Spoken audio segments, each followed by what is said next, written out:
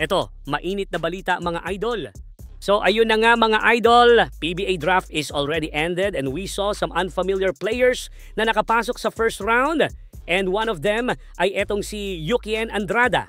Sino nga ba si Yukien Andrada and why Coach L.A. Tenorio settled sa 6'4" unfamiliar player from San Beda para sa kanyang team na Magnolia? Tara, i-breakdown natin yan. Pero bago yan, like and subscribe lang mga idol para sa latest basketball news and highlights. Yukien Andrada is listed around 6'4" to 6'5" base sa mga info online and sa recently PBA Draft Combine. Hindi maingay ang pangalan niya sa first round recently and it was a surprise pick for me sa Magnolia, especially Coach L.A. Tenorio para kunin ang 6'5" guy from San Beda Red Lions. Though his stats says na pwedeng-pwede naman talaga siya sa PBA. Hinog na, kumbaga.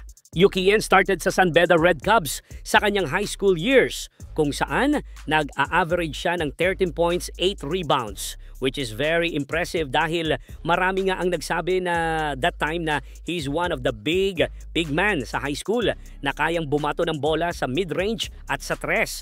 Pagpasok niya sa college, obviously with his impressive game sa Red Cubs, kinuha o nagstay pa din siya sa San Beda. Little they know, they got a superstar sa katauhan nga nitong si Andrada. 2 game ang tumatak sa pangalan niya while playing in college. First ay ang kanyang career high, 22 points kontra sa St. Benilde na nagtatak sa pangalan niya sa mga scouts ng PBA. May game din siya kontra JRU sa isang crucial game kung saan umiskor si Andrada ng 18 points para makapasok sa Final Four. Ang kanyang team na San Beda sa season 99 ng NCAA.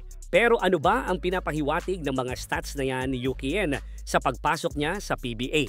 Simple lang, he is a legit scorer. May consistency siya simula high school hanggang sa college.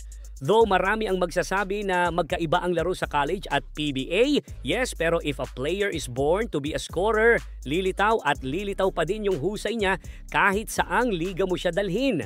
Now, sa usapang PBA, he was drafted by Magnolia sa ika-6 na overall pick.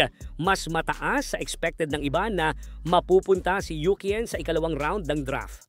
But it was a surprise that he landed sa first round tapos sa rebuilding team pa ng Magnolia siya napunta. Para sa akin, kahit papano ay may size siya at 6'4". Kaya niyang maglaro bilang stretch forward. Solid ang shooting touch niya mula labas at marunong pumili ng timing para umatake o magstay wide. Malaking bagay na yon sa system ni L.A. Tenorio kasi hindi lang siya nakakahon sa iisang role. Defensively, andun yung hustle at effort. Yung tipong hindi laging napapansin sa stats pero crucial sa panalo. Pero kung may kulang, I guess konting aggressiveness pa. May mga games kasi na tahimik siya pero biglang sisiklab pag mainit ang shooting. Sa PBA na mas physical at mas mabilis, kailangan niya talagang maging mas matibay at mas tuloy-tuloy ang impact niya game after game. Pero overall, si Andrada ay isa sa mga players na para sa akin pwedeng maging glue guy na championship level contributor lalo na sa Magnolia. Hindi niya kailangan ng spotlight agad-agad para makita ang halaga niya sa team. Lalo na at nanganganib pang hindi makuha ng Magnolia si Xavier Lucero dahil sa conflict ng kontrata niya sa Magnolia.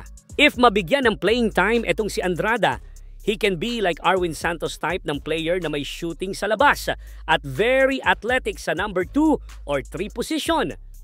Well, ayun lang mga idol yung breakdown natin kay Yukien Andrada. Comment your opinions kung worth it nga ba ang pagkakadraft ng Magnolia sa kanya sa PBA.